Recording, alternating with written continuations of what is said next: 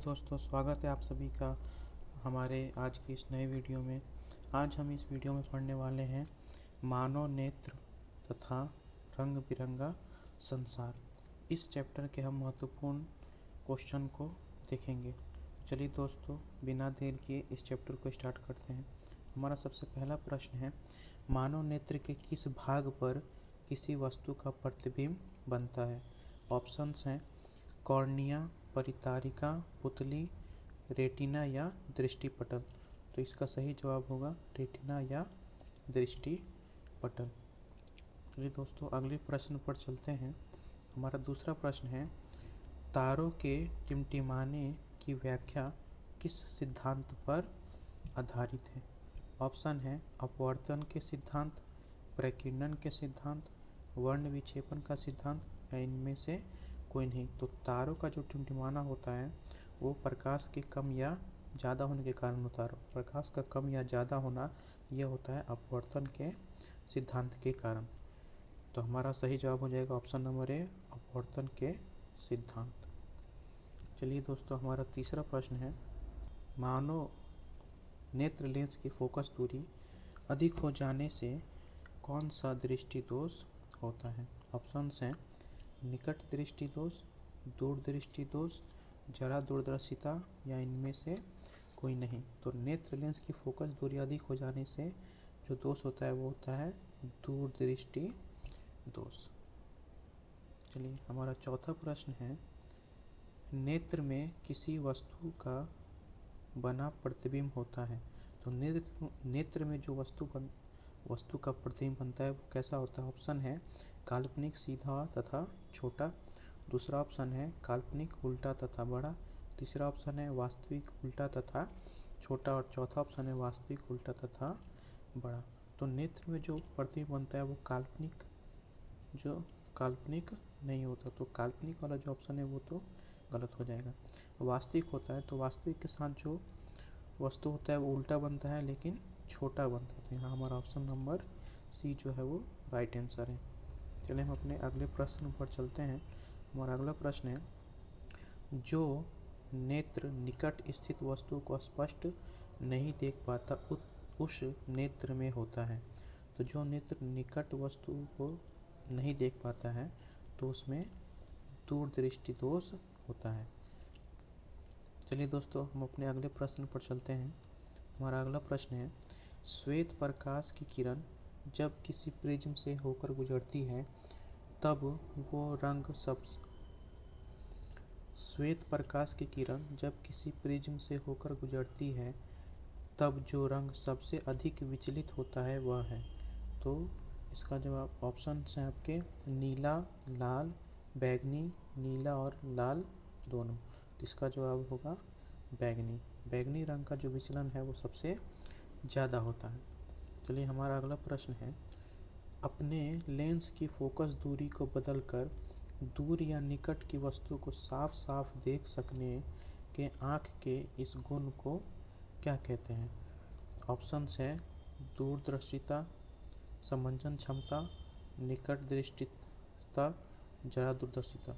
तो अपने लेंस की फोकस दूरी को बदलकर दूर या निकट देखने की जो क्षमता होती है वो होती है समंजन क्षमता।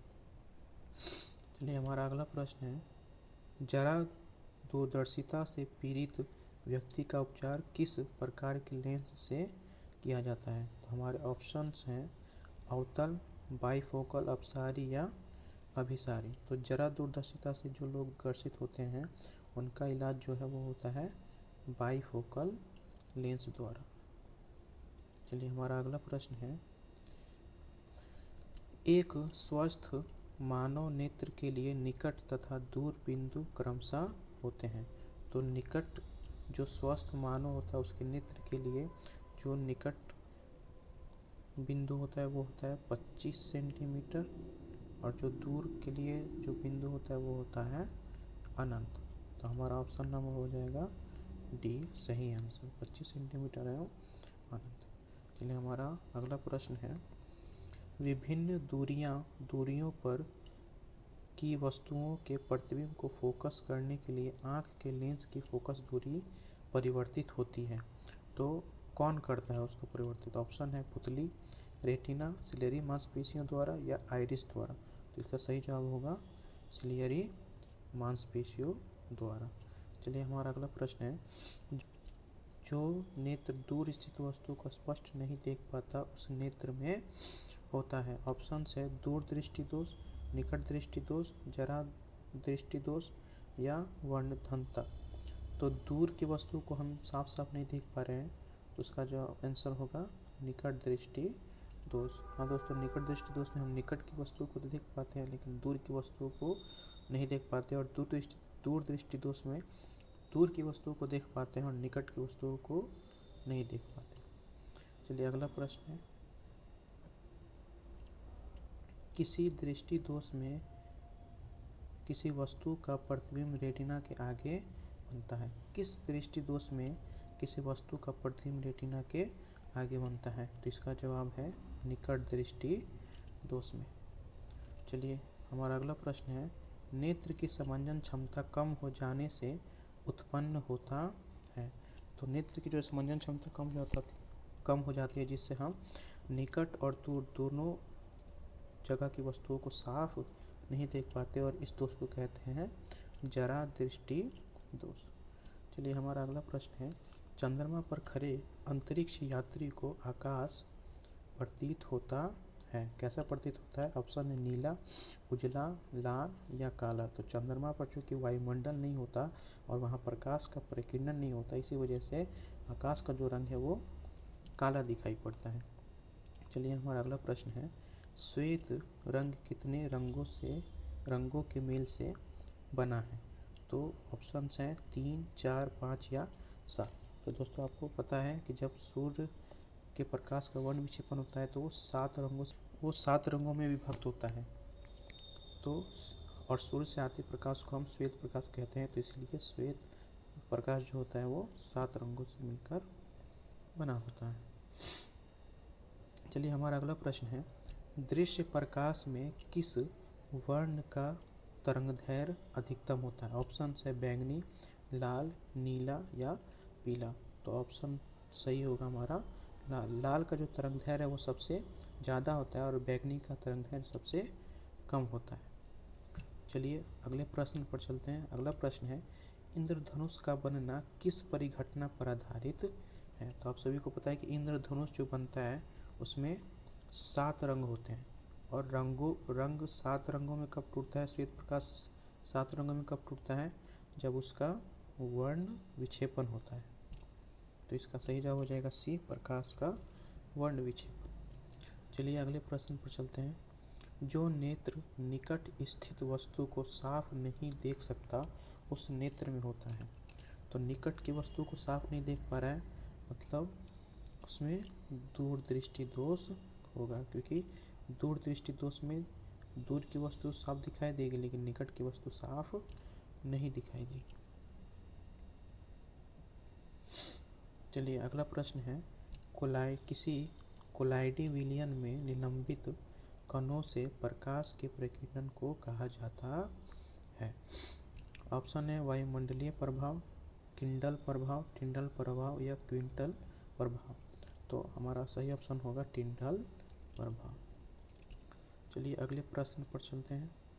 हमारा अगला प्रश्न है, सामान्य मानव नेत्र को दूर बिंदु कितना होता है? मतलब समान मानव नेत्र का जो है दूर बिंदु, तो दूर बिंदु जो होता है वो होता है अनंत, और नज़दीक जो होता है वो होता है 25 सेंटीमीटर। तो इसका सही जवाब हो जाएगा अनंत पर होता है।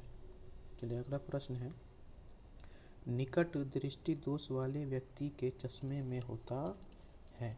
तो निकट दृष्टि दोष वाले जो व्यक्ति होते हैं उनके चश्मे में होता है अवतल लेंस।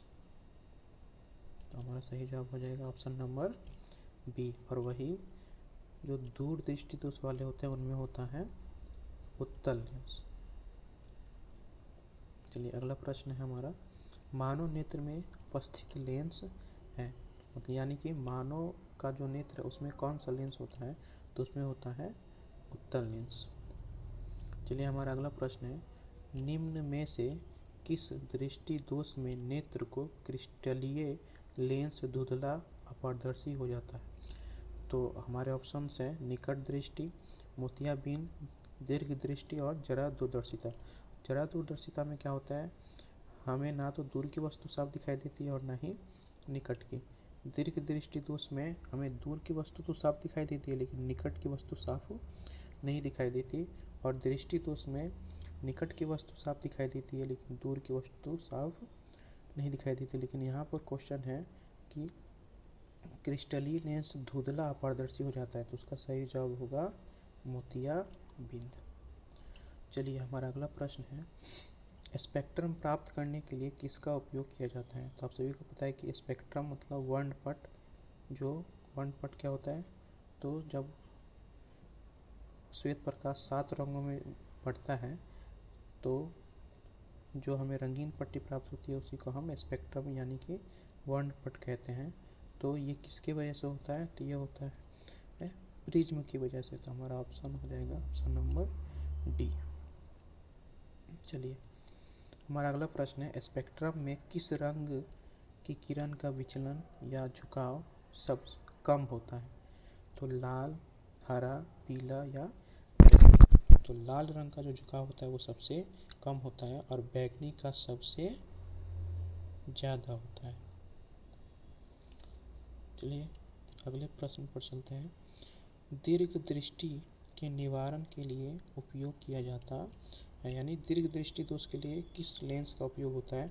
तो दोस्तों याद रखिएगा, दीर्घ में कितने शब्द हैं, 2 शब्द हैं। तो इसका जो जवाब होगा वो 3 शब्द वाला होगा, यानी कि इसका जवाब होगा उत्तल लेंस। इसका सही जवाब हो जाएगा उत्तल लेंस। उसी तरह जब भी निकट का पूछता है तो निकट में कितने शब्द होते हैं, 3 शब्द होते हैं। तो इसका जवाब होगा 4 शब्दों वाला, यानी कि अवतल लेंस। याद रखिएगा इसको, वरना कन्फ्यूजन हो जाता है। अगला प्रश्न है, प्रिज्म से प्रकाश की कौन सी परिघटना घटती है। तो अभी दोस्तों बताए थे कि प्रिज्म से जो होता है वो वर्ण विक्षेपण होता है।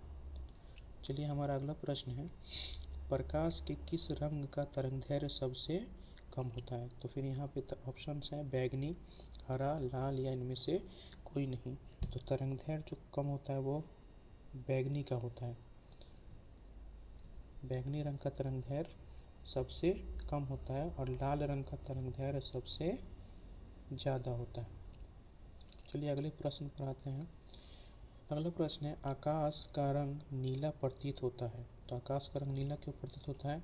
ऑप्शन है प्रकाश के परावर्तन के कारण, प्रकाश के प्रकीर्णन के कारण, प्रकाश के अपवर्तन के कारण, इनमें से कोई नहीं। तो हमारा सही जवाब होगा प्रकाश के प्रकीर्णन के कारण। हमारा अगला प्रश्न है, आँख व्यवहार होता है, मतलब आँख किसकी तरह व्यवहार करता है। ऑप्शन है अवतल दर्पण की तरह, उत्तल लेंस की तरह, समतल दर्पण की तरह, इनमें से कोई नहीं। तो हमारा सही जवाब होगा उत्तल लेंस की तरह, क्योंकि हमारे आँख में उत्तल लेंस ही होता है। चलिए हमारा अगला प्रश्न है, एक साधारण प्रिज्म कितने सतहों से घिरा होता है। तो आप देख सकते हैं प्रिज्म कैसा होता है। तो प्रिज्म जो होता है वो कुछ इस तरह का होता है। इसमें कितनी सतह होती हैं, तो आप देख सकते हैं एक सतह यहाँ है, एक इसके पीछे होगा 2, एक नीचे होता है 3, एक आगे होता है 4 और एक इसके पीछे होगा 5, यानी कि प्रिज्म में जो होता है 5 सतह होते हैं। हमारा अगला प्रश्न है, यदि किसी वस्तु का प्रतिबिंब रेटिना के पीछे बनता है तो वह व्यक्ति किस दृष्टि दोष से पीड़ित होगा। ऑप्शन है दूर दृष्टि दोष, निकट दृष्टि दोष, जरा दूरदर्शिता या इनमें से कोई नहीं। तो हमारा सही जवाब जो होगा वो होगा ऑप्शन नंबर ए, दूर दृष्टि दोष से। जब दूर दृष्टि दोष होता है तो प्रतिबिंब जो होता है वो रेटिना के पीछे बनता है। चलिए हमारा अगला प्रश्न है, किसी माध्यम में छोटे छोटे कणों के निलंबन को कहा जाता है। तो ऑप्शन है कोलाइड, पुंज, प्रकाश, इनमें से कोई नहीं। तो यहाँ पर बोला गया है कि माध्यम में छोटे छोटे कणों के निलंबन को कहा जाता है, तो प्रकाश तो होगा नहीं, पुंज भी प्रकाश को ही कहते हैं। तो हमारा सही जवाब होगा कोलाइड। चलिए अगले प्रश्न पर आते हैं, नेत्र गोलक का व्यास लगभग होता है। ऑप्शन है 2.3 सेंटीमीटर, 2.4 सेंटीमीटर, 3.3 सेंटीमीटर या 3.5 4 सेंटीमीटर। तो नेत्र गोला का जो व्यास होता है वो लगभग होता है 2.3 सेंटीमीटर। चलिए अगले प्रश्न पर आते हैं। हमारा अगला प्रश्न है विद्युत सिग्नल कौन उत्पन्न करता है। यानी कि विद्युत सिग्नल कौन उत्पन्न करता है, मतलब जो हमारी आंखें जो चीज़ें देखती हैं उसको माइंड तक कौन पहुंचाता है। ऑप्शन है परितारिका, प्रकाश सुग्राही, पुतली या इनमें से सभी। तो ये काम पुतली का नहीं होता। पुतली से जो तो है प्रकाश आँख के अंदर प्रवेश करता है। परितारिका का भी ये काम नहीं होता, इसलिए काम है प्रकाश सुग्राही का। तो चलिए दोस्तों, आज के लिए इतना ही। अगर आपको वीडियो पसंद आई हो तो कृपया वीडियो को लाइक करें, शेयर करें, कमेंट करें और हमारे चैनल को सब्सक्राइब जरूर करें। धन्यवाद।